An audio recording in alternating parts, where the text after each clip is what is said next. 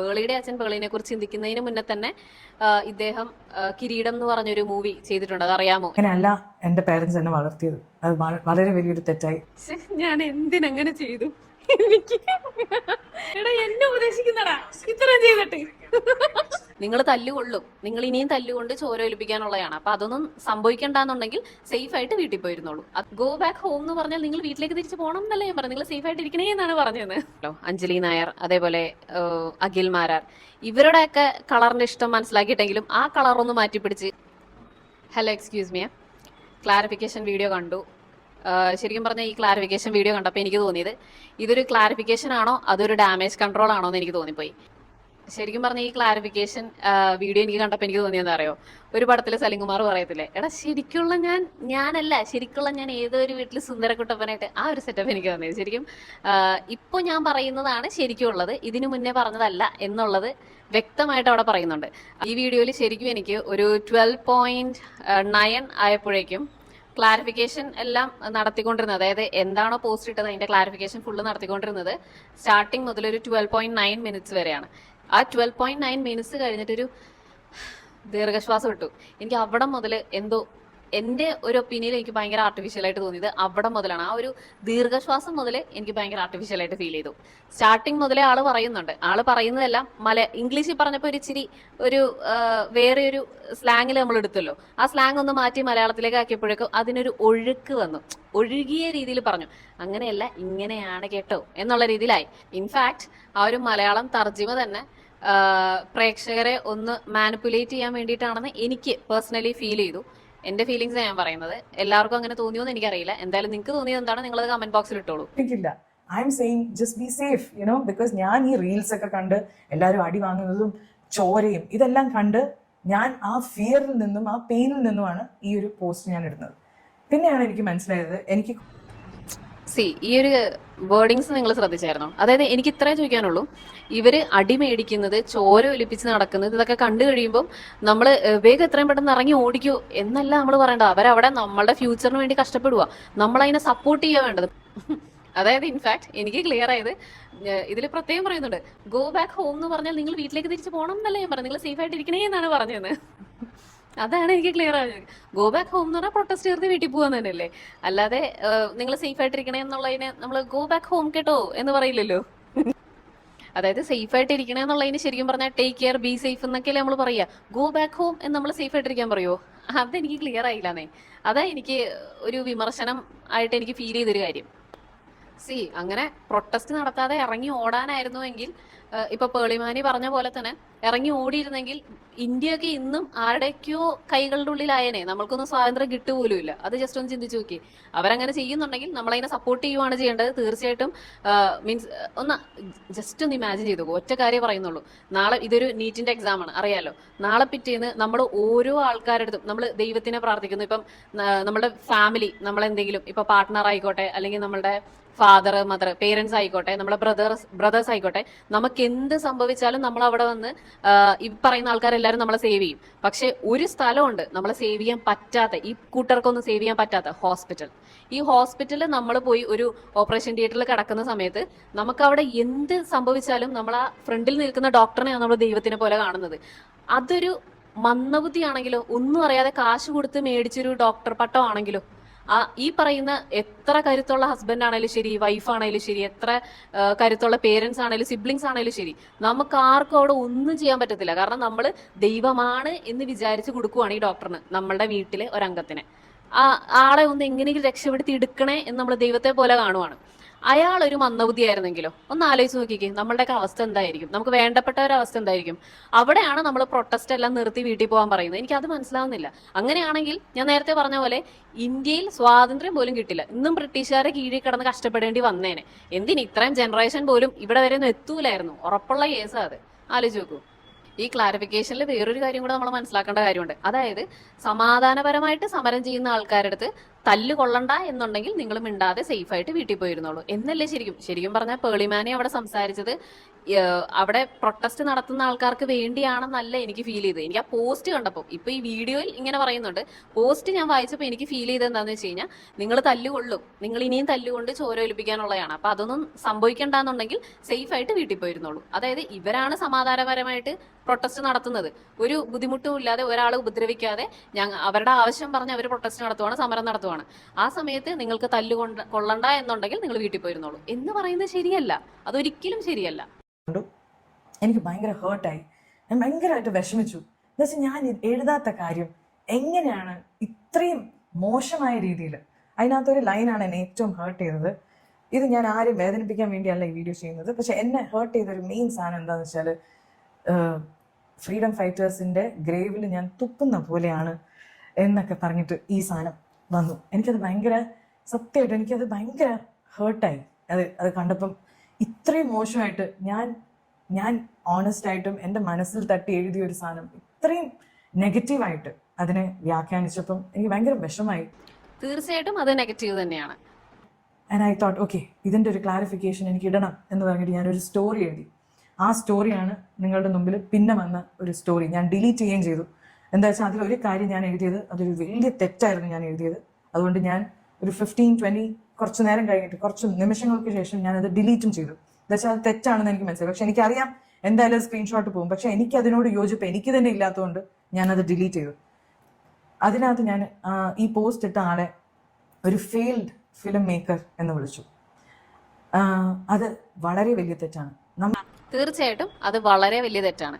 അത് തന്നെയാണ് തൊട്ടു മുന്നത്തെ വീഡിയോയിൽ ഞാൻ വിമർശിച്ച് പറഞ്ഞിട്ടുള്ളതും. അതായത് ഒരിക്കലും ഫെയിൽഡ് ആയിട്ടൊരു ആംഗ്രി ആയി ദേഷ്യം വന്നു അപ്പൊ പറഞ്ഞതാണെന്നാണല്ലോ പറയുന്നത്.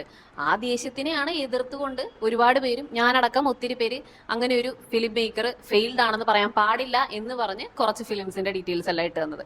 തീർച്ചയായിട്ടും അത് മാത്രമേ തൊട്ടു മുന്നത്തെ വീഡിയോയിൽ പറഞ്ഞിട്ടുള്ളൂ. എന്താ വെച്ചാൽ അതിലൊരു കാര്യം ഞാൻ എഴുതിയത് അതൊരു വലിയ തെറ്റായിരുന്നു ഞാൻ എഴുതിയത്. അതുകൊണ്ട് ഞാൻ ഒരു 15-20 കുറച്ച് നേരം കഴിഞ്ഞിട്ട്, കുറച്ച് നിമിഷങ്ങൾക്ക് ശേഷം ഞാനത് ഡിലീറ്റും ചെയ്തു. എന്താ വെച്ചാൽ അത് തെറ്റാണെന്ന് എനിക്ക് മനസ്സിലായി. പക്ഷെ എനിക്കറിയാം എന്തായാലും സ്ക്രീൻഷോട്ട് പോകും. പക്ഷെ എനിക്ക് അതിനോട് യോജിപ്പ് എനിക്ക് തന്നെ ഇല്ലാത്തതുകൊണ്ട് ഞാനത് ഡിലീറ്റ് ചെയ്തു. അതിനകത്ത് ഞാൻ ഈ പോസ്റ്റ് ഇട്ട ആളെ ഒരു ഫെയിൽഡ് ഫിലിം മേക്കർ എന്ന് വിളിച്ചു. അത് വളരെ വലിയ തെറ്റാണ്.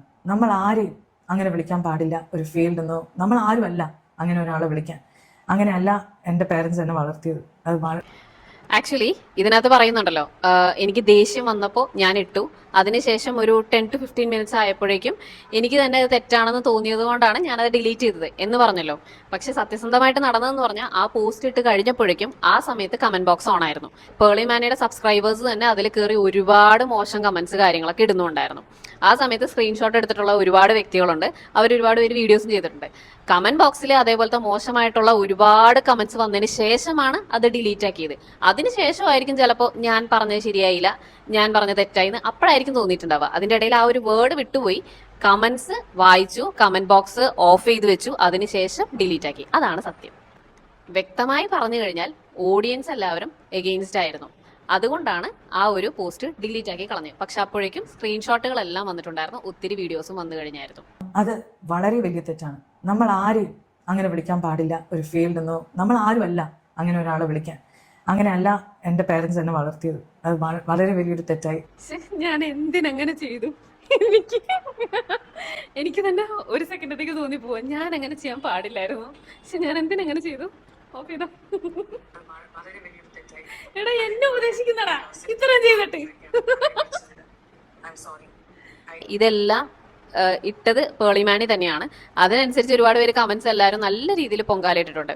അത് കഴിഞ്ഞിട്ട് ഈ പറയുന്ന പോലെ അങ്ങനെ നമ്മൾ ചെയ്യാൻ പാടില്ല, നമ്മൾ അങ്ങനെ ചെയ്തുകൂടാ, ചെയ്യുന്നത് വളരെയധികം തെറ്റാണ്, എൻ്റെ വീട്ടുകാരെന്നെ ഇങ്ങനെയല്ല പഠിപ്പിച്ചത് എന്ന് പറയുന്നത് കേട്ട് കഴിയുമ്പോൾ ഒരു സെക്കൻഡത്തേക്ക് അപ്പൊ പോസ്റ്റ് ഇട്ടത് ഞാനാണോ എന്ന് നമുക്ക് തന്നെ തോന്നിപ്പോവും. ആ രീതിയിൽ ഇട്ടതും പുള്ളിക്കാരി തന്നെയാ, ഉപദേശിക്കുന്നതും പുള്ളിക്കാരി തന്നെയാ. അത് കേൾക്കുമ്പോൾ നമ്മളൊരു സെക്കൻഡ് തോന്നും, പക്ഷെ ഞാൻ അങ്ങനെ ചെയ്യാൻ പാടില്ലായിരുന്നു എന്ന് നമുക്ക് തന്നെ തോന്നിപ്പോവും. അത് ഞാൻ അങ്ങനെ പോസ്റ്റ് ചെയ്തു, ഞാൻ അതങ്ങനെ അപ്ലോഡ് ചെയ്തു. ഈ കളറിൽ ഒരു വ്യാഖ്യാനം അദ്ദേഹം എൻഡിൽ കൊടുത്തിരുന്നു. ഈ കളർ കണ്ടാൽ അറിയാം എന്താണ്, ഏത് പാർട്ടീനെയാണ് കൂടെ നിൽക്കുന്നതെന്നൊക്കെ പറഞ്ഞിട്ട് എന്നെ ഒരു പാർട്ടിയുടെ ഭാഗമാക്കി കാണിക്കുന്ന രീതിയിൽ എനിക്ക് ഒന്ന് ക്ലാരിഫൈ ചെയ്യണമെന്ന് വിചാരിച്ചിട്ടാണ് yes I love saffron and I love it most in the Indian flag എന്ന് പറഞ്ഞു. ഇത് എഴുതി ഞാൻ ഡിലീറ്റ് ചെയ്തു. പക്ഷേ ഡിലീറ്റ് ചെയ്തിട്ട് കാര്യമില്ല, എല്ലാവരും അപ്പോഴേക്കും സ്ക്രീൻഷോട്ട് എടുത്തു. അത് അതേ ഇപ്പോ ഈ വീഡിയോയിൽ തന്നെ പറയുന്നുണ്ടല്ലോ, യെസ് ഞാൻ ആ കളർ ഇഷ്ടമാണെന്ന് പറഞ്ഞത് ഇന്ത്യൻ ഫ്ലാഗ് ഉള്ളതാണ് സാഫ്രോൺ എന്ന് പറഞ്ഞല്ലോ. ഇപ്പോൾ ഫോൺ യൂസ് ചെയ്യുന്ന ആളാണ്, സോഷ്യൽ മീഡിയയിലുള്ള ആളാണ്, അത്യാവശ്യം ഈ ഇവിടെയൊക്കെ നടക്കുന്ന കാര്യങ്ങളൊക്കെ അത്യാവശ്യം ബോധമുള്ള ഒരാളല്ലേ.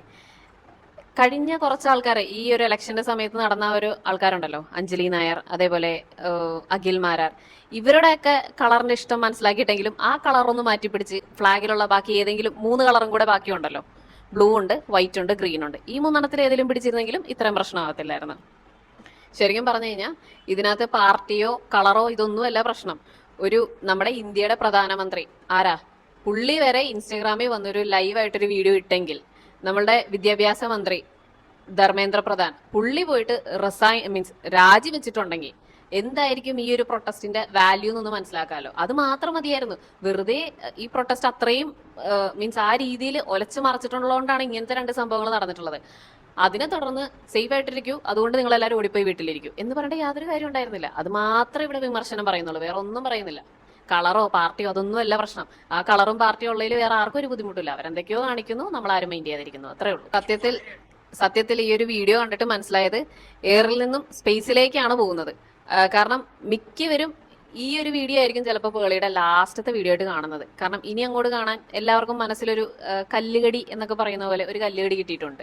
അതിന്റെ 2ാമത്തെ എക്സ്പ്ലനേഷൻ അതിലേറെ ഗംഭീരം. അതായത് വീണ്ടും വിഷ്ണുലോകമാക്കുന്നത് പോലെയാണ് ഫീൽ ചെയ്തത്. ഇതിനി എങ്ങനെയാവും? ഇനിയിപ്പോൾ എന്തായാലും പോയ 5 ലക്ഷം സബ്സ്ക്രൈബേഴ്സ് തിരിച്ചു കിട്ടുമെന്ന് എനിക്ക് തോന്നുന്നില്ല. ഇനിയും കുറയാനാണ് ചാൻസ് കൂടുതൽ. കണ്ടറിയാം. എന്തായാലും ഞാൻ അൺഫോളോ ചെയ്യത്തില്ല, കാരണം ഞാൻ ഓൾറെഡി ഫോളോ ചെയ്യുന്ന ഒരാളല്ല. പിന്നെ എനിക്ക് ക്ലാരിഫൈ ചെയ്യേണ്ടത്, ഈ പോസ്റ്റ് സ്റ്റോറി ഇട്ട സമയത്ത് ഇദ്ദേഹം ഇത് വേറൊരു സ്റ്റോറി ഇട്ടിട്ട് പറഞ്ഞു, ഇദ്ദേഹത്തിൻ്റെ അച്ഛനെയാണ് ഞാൻ കുറ്റം പറയുന്നത്, അച്ഛനെയാണ് ഞാൻ പറയുന്നതെന്ന്. അദ്ദേഹത്തിൻ്റെ അച്ഛൻ is the one and only Sibi Malayil, the director, the iconic, the most loved, the most celebrated. എനിക്കൊക്കെ I am a huge fan of Sibi Malayil sir. ഞാൻ എന്നല്ല, നമ്മൾ മലയാളികൾ എല്ലാവരും we are all big fan of Sibi Malayil sir. ഒരു സെക്കൻഡ് ചേച്ചി, ഒരു മിനിറ്റ് ചേച്ചി. ഞാനപ്പം തൊട്ട് മുന്നേ ഒരു കാര്യം കേട്ടായിരുന്നു, ഈ ഗ്രേറ്റ് ഐക്കോണിക് ഇതല്ലായിരുന്നോ ആ ഫെയിൽഡ് ഡയറക്ടർ? ഒരു സെക്കൻഡ്, ഞാനൊന്ന് ബാക്ക് ഓടിച്ചൊന്ന് കേട്ടിട്ട് ഇപ്പോൾ ഒരു സെക്കൻഡ്. ഒരു ഫെയിൽഡ് ഫിലിം മേക്കർ എന്ന് വിളിച്ചു. അത് വളരെ വലിയ തെറ്റാണ്. നമ്മൾ ആരെയും അങ്ങനെ വിളിക്കാൻ പാടില്ല ഒരു ഫെയിൽഡ് എന്നോ. നമ്മൾ ആരുമല്ല അങ്ങനെ ഒരാളെ വിളിക്കാൻ. അങ്ങനെയല്ല എൻ്റെ പേരൻസ് എന്നെ വളർത്തിയത്. അത് വളരെ വലിയൊരു തെറ്റായി. അദ്ദേഹത്തിനോട് ഞാൻ ഈ ഒരു അവസരത്തിൽ ഞാൻ മാപ്പ് ചോദിക്കുകയാണ് അങ്ങനെ വിളിച്ചതിന്. I am sorry. I didn't mean to say that and I am sorry if I hurt you by saying that.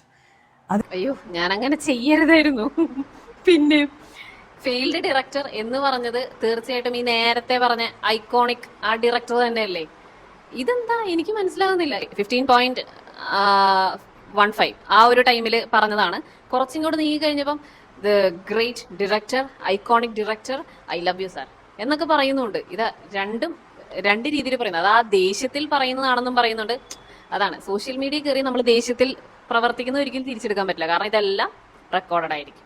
വേറെ ഏതൊരു വീഡിയോയിലും കൂടി ഞാൻ കണ്ടായിരുന്നു, ചേച്ചിയുടെ അച്ഛൻ ചേച്ചിയെ കുറിച്ച് ചിന്തിക്കുന്നതിന് മുന്നേ തന്നെ, അല്ല പേളിയുടെ അച്ഛൻ പേളിനെ കുറിച്ച് ചിന്തിക്കുന്നതിന് മുന്നേ തന്നെ ഇദ്ദേഹം കിരീടം എന്ന് പറഞ്ഞൊരു മൂവി ചെയ്തിട്ടുണ്ട്, അത് അറിയാമോ എന്നൊക്കെ ചോദിച്ച് ഒരു യൂട്യൂബർ ഇട്ടിട്ടുണ്ടായിരുന്നു. അത് അങ്ങനെ ആരും മാറ്റിയെടുത്തതല്ല. പേളി മാനി പറഞ്ഞത് കേട്ട് മാത്രം വന്നിട്ടുള്ള റിയാക്ഷൻ വീഡിയോസ് അതല്ല. അത് ശരിക്കും പറഞ്ഞത് ഞങ്ങളെപ്പോലത്തെ ഒരുപാട് മലയാളീസിന് അത് ഹേർട്ടായി. കാരണം ഞങ്ങൾ ചെറുപ്പത്തിലൊക്കെ കണ്ട് വളർന്നു വന്ന ഒരുപാട് സിനിമകളിൽ വലിയൊരു പാർട്ടാണ് സിബി മലയിൽ. അദ്ദേഹത്തിനെയാണ് ആ രീതിയിൽ ഫെയിൽഡ് ഡയറക്ടർ എന്ന് ദേഷ്യത്തിന്റെ പുറത്ത് പറഞ്ഞിട്ട് ഡിലീറ്റ് ആക്കി കളഞ്ഞത്. അത് ഹേർട്ടായവരാണ് വിമർശിച്ചത്. അതില് മാറ്റി അങ്ങനെ ആക്കി എടുത്തു എന്നൊന്നും പറയാൻ പാടില്ല. അങ്ങനെ ആക്കി എടുത്തതല്ല, അങ്ങനെ ഞങ്ങളെ എല്ലാരെയും കൊണ്ട് പറയിപ്പിച്ചതാണ്. അതാണ് സത്യം. And I also want to say, ഞാൻ ഈ വീഡിയോ ഇടുമ്പം നിങ്ങൾ എല്ലാവരും എന്നെ ക്രിട്ടിസൈസ് ചെയ്യുന്നത് നിർത്തണം എന്ന് ഞാൻ ഉദ്ദേശിക്കുന്നില്ല. You should criticise me, because social media എന്ന് പറയുന്നത് ഒരു പബ്ലിക് പ്ലാറ്റ്ഫോമാണ്. കുഴപ്പമില്ല, ഇപ്പോൾ ഞാൻ ഇതിനകത്ത് ക്രിട്ടിസൈസ് ചെയ്തിട്ടുണ്ടെങ്കിലും കുഴപ്പമില്ല. എനിക്ക് പേളി ചേച്ചിയുടെ, ഞങ്ങൾക്ക് എല്ലാവർക്കും ഇട്ടിട്ടുള്ള എല്ലാവരും പേളി ചേച്ചിയുടെ പെർമിഷൻ ഉണ്ട്. നിങ്ങളെല്ലാവരും ക്രിട്ടിസൈസ് ചെയ്യുമെങ്കിലും നേരത്തെ ആ ഒരു ഫ്രീഡം ഓഫ് സ്പീച്ചിന്റെ റിഫ്ലക്ഷൻ ആണെന്ന് പറഞ്ഞ പോലെ കമന്റ് ബോക്സ് ഓഫാക്കും, ചിലപ്പോൾ ഇങ്ങനെ തന്നെ കിടക്കുമായിരിക്കും. ഇതിനകത്തുള്ള കമന്റ്സ് എല്ലാം വായിക്കുവാണെങ്കിൽ ഏകദേശം ഒരു ക്ലാരിറ്റി വരും. കാരണം ക്ലാരിഫിക്കേഷൻ ഫുൾ ഈ കമന്റ് ബോക്സിലുണ്ട്. എനിക്ക് വ്യക്തിപരമായി തോന്നിയ ഒരു കാര്യം എന്ന് പറഞ്ഞു കഴിഞ്ഞാൽ, ഈ സോഷ്യൽ മീഡിയയിലെ ഓരോ കാര്യങ്ങളും, ഈ സോഷ്യൽ മീഡിയയിലെ ട്രസ്റ്റ് എന്ന് പറയുന്നത് ഒരു ഗ്ലാസ് പോലെയാണ്. അത് താഴെ വീണ് പൊട്ടിക്കഴിഞ്ഞാൽ തിരിച്ച് നമുക്ക് ഒട്ടിക്കാനൊക്കെ പറ്റും, പക്ഷെ പഴയ രൂപത്തിലാവാൻ ടൈം എടുക്കും. ചിലവർക്ക് ടൈം എടുത്താലും പഴയ രൂപത്തിലാവില്ല. അതായത് പ്രത്യേകിച്ച് ഈ ഒരു പാർട്ടി ബേസ്ഡ് ആയിട്ടുള്ള കാര്യങ്ങൾ സോഷ്യൽ മീഡിയയിൽ ഇട്ട് കഴിഞ്ഞാൽ ഇങ്ങനത്തെ കുറച്ച് പ്രശ്നങ്ങളുണ്ട്. കാരണം ഇതിന്റെ കമന്റിന്റെ താഴെ തന്നെ ഒരുപാടുണ്ട്. ഒരു കമന്റ് എന്റെ മൈൻഡിൽ വന്ന ഒരു കമന്റ് ഞാൻ ഇപ്പൊ പറഞ്ഞുതരാം. അതായത് ചാണകം ചവിട്ടിയവരെ കേരളം എന്നും അപമാനിച്ചുകൊണ്ടിരിക്കും എന്നൊരു കമന്റ് ഉണ്ട്. അപ്പം ബെറ്റർ, ഒരു പാർട്ടിയും മോശമാണെന്നല്ല ഞാൻ പറയുന്നത്. ചില പാർട്ടികളെ കേരളം മൊത്തമായിട്ട് അങ്ങ് തള്ളി പറയുന്നുണ്ട്, ചില പാർട്ടികളെ കുഴപ്പമില്ല അവിടെ എങ്ങാനും കിടന്നോട്ടെ എന്ന് പറയുന്നുണ്ട്. അപ്പോൾ ബെറ്റർ എന്താണെന്ന് വെച്ചാൽ ഒരു പാർട്ടിനെ കുറിച്ച് സംസാരിക്കാതിരിക്കാം. ഇപ്പൊ എന്താണോ പാർട്ടി, ഇപ്പൊ നമ്മള് വോട്ട് ചെയ്യാൻ പോകുന്ന സമയത്ത് ഒരു മറയുണ്ടല്ലോ, ആ ഒരു മറ മനസ്സിലും സൂക്ഷിക്കുക. ഒരു പാർട്ടി എന്റെ മനസ്സിലുണ്ട്, ആ പാർട്ടി ഞാൻ ഫോളോ ചെയ്യുന്നു എന്നത് പബ്ലിക്കായിട്ട് പറഞ്ഞ് ഇതാക്കേണ്ട കാര്യമില്ല എന്ന് ഇദ്ദേഹത്തെ പോലെ, പേളിമാനിനെ പോലെയുള്ള ആൾക്കാർ അത് സൂക്ഷിച്ചാൽ കുറച്ചുകൂടെ നന്നായിരിക്കും എന്ന് എനിക്ക് തോന്നുന്നു. നമുക്ക് നോക്കാം, എന്തായാലും ഈ പൊട്ടിയ ഗ്ലാസ് ഇനി പഴയ രൂപത്തിലാവോ അതേപോലെ തന്നെ ഫിക്സ് ആയിരിക്കുമോ എന്ന് നമുക്കറിയില്ല. എന്തായാലും നോക്കാം, കണ്ടറിയാം. എനിക്ക് ഫീൽ ചെയ്ത കാര്യമാണ് ഞാൻ ഈ പറഞ്ഞത്. നിങ്ങൾക്ക് എന്താണോ ഫീൽ ചെയ്തത് നിങ്ങൾ കമന്റ് ബോക്സിൽ രേഖപ്പെടുത്തിക്കോളൂ. ഇനിയിപ്പോൾ ഞാൻ പറഞ്ഞതിൽ എന്തെങ്കിലും ക്രിട്ടിസൈസ് നിങ്ങൾക്ക് ചെയ്യണമെങ്കിൽ നിങ്ങൾക്ക് ചെയ്യാം, എനിക്ക് കുഴപ്പമില്ല കേട്ടോ. അപ്പോൾ വീഡിയോ ഇഷ്ടപ്പെട്ടെങ്കിൽ ലൈക്ക് ചെയ്യുക, ഷെയർ ചെയ്യുക, സബ്സ്ക്രൈബ് ചെയ്യുക. തീർച്ചയായിട്ടും കമന്റിൽ നിങ്ങളുടെ അഭിപ്രായം എന്താ വെച്ചാൽ രേഖപ്പെടുത്തിക്കോളൂ. എന്നാൽ പിന്നെ അങ്ങോട്ട്